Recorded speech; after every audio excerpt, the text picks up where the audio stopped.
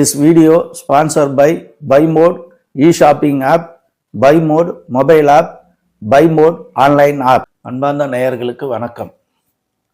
திருமணம் செய்கின்ற பொழுது 10 பொருத்தங்கள் பார்க்கின்றோம்.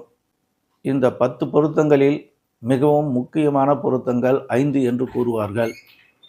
இந்த 10 பொருத்தங்கள் தின பொருத்தம், கண பொருத்தம், மகேந்திர பொருத்தம், ஸ்திரீ தீர்க்க பொருத்தம், யோனி பொருத்தம், ராசி பொருத்தம், ராசி அதிபதி பொருத்தம், வசிய பொருத்தம், ரஜு பொருத்தம், நாடி பொருத்தம். இந்த 10 பொருத்தங்களை பார்த்து திருமணம் செய்கின்றோம். இது மட்டுமல்லாமல் செவ்வாய் தோஷம் இருக்கின்றதா?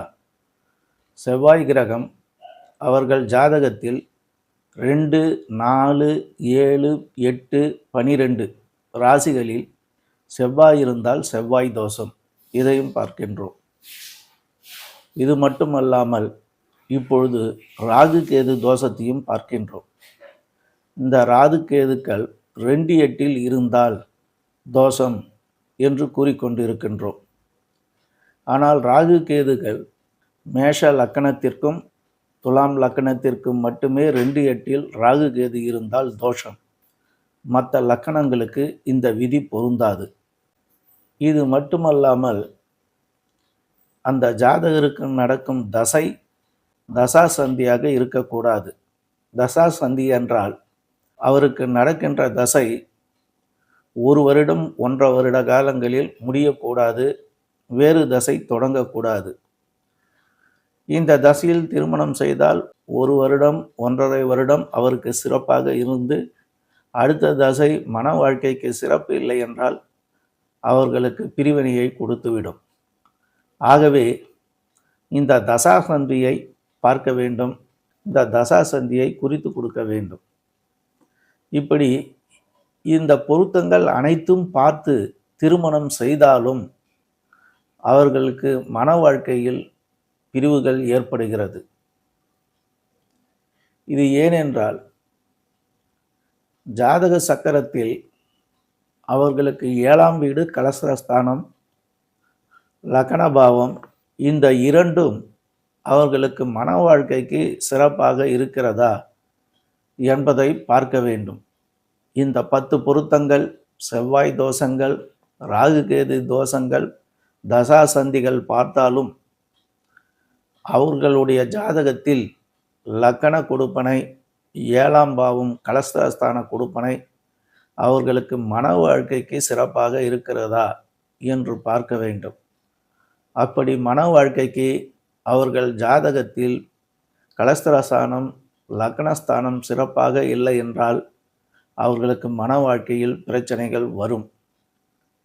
இந்த 10 பொருத்தம் தோஷங்கள் பார்த்தாலும் கண்டிப்பாக லக்கண பொருத்தமும் கலஸ்திரஸ்தான பொருத்தமும் பார்க்க வேண்டும்.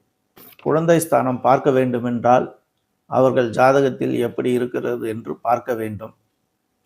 யோனி பொருத்தம் நட்சத்திர பொருத்தங்களில் 10 பொருத்தங்களில் பார்க்கின்றோம்.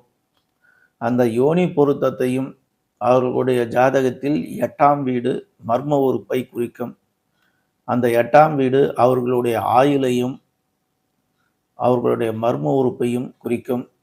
அந்த 8ஆம் ராசியையும் பார்த்து இந்த 1, 7, 5, 8 திருமணத்திற்கு தேவையான முக்கியமான பாவங்கள், 1, 7 திருமணத்திற்கு தேவையான முக்கியமான ராசிகள், லக்னம் 1, 7ஆம் வீடு, 5ஆம் வீடு குழந்தை ஸ்தானம், 8ஆம் வீடு யோனி, இந்த 4 ராசிகளை கண்டிப்பாக அவர்கள் ஜாதகத்தில் நல்லபடியாக அமைந்திருந்தால் அவர்களுக்கு திருமண வாழ்க்கை சிறப்பாக இருக்கும்.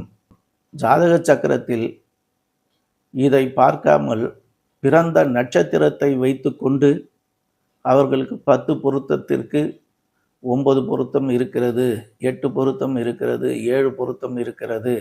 அதில் முக்கியமான பொருத்தங்கள் தின பொருத்தம், கண பொருத்தம், யோனி பொருத்தம், ரஜு பொருத்தம், ராசி பொருத்தம், இந்த 5 பொருத்தங்கள் இருக்கிறது. திருமணம் செய்யலாம் என்று ஜோதிடர்கள் குறித்து கொடுக்கிறார்கள். நீங்களும் திருமணத்தை முடிக்கின்றீர்கள். இந்த முறை பார்த்து திருமணம் செய்வது 100% சரியில்லை. ஜாதக சக்கரத்தில் லக்கணம் 7ஆம் பாவம், 5ஆம் பாவம், 8ஆம் பாவம் திருமணத்திற்கு சிறப்பாக இருக்க வேண்டும். இந்த ஜாதக கட்டத்தையும் பார்த்து திருமண பொருத்தம் குறித்து நீங்கள் திருமணம் முடித்தால் மன வாழ்க்கை அவர்களுக்கு சிறப்பாக இருக்கும். இந்த வீடியோ பார்த்து கொண்டிருக்கும் அன்பர்கள் லைக் பண்ணுங்க, கமெண்ட் பண்ணுங்க, ஷேர் பண்ணுங்க. கண்டிப்பாக சப்ஸ்கிரைப் செய்து கொள்ளுங்கள்.